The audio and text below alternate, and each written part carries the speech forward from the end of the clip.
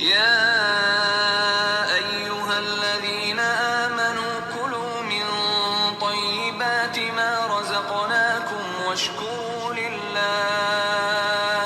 واشكروا لله إن كنتم إياه تعبدون.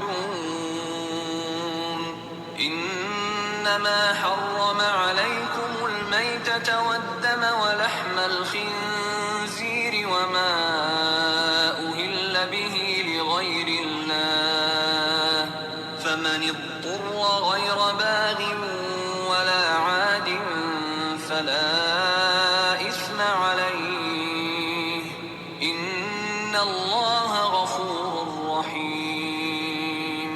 إن الذين يكتمون ما أنزل الله من الكتاب ويشترون به ثمنا قليلا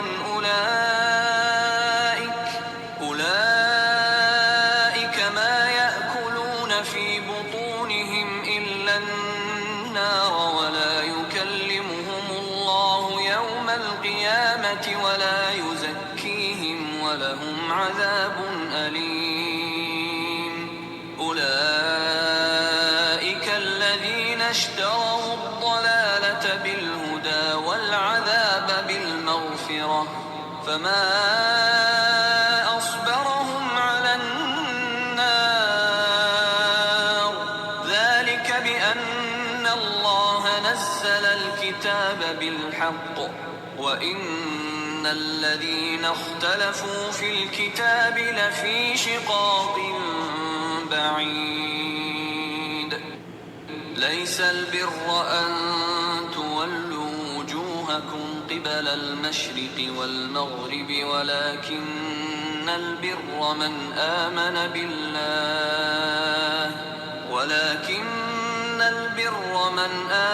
بالله واليوم الآخر والملائكة والكتاب والنبيين وآتى المال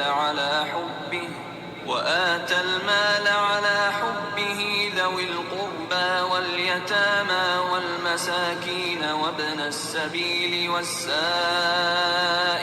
وفي الرقاب وأقام الصلاة وآتى الزكاة والموفون بعهدهم إذا عاهدوا والصابرين في البأساء والضراء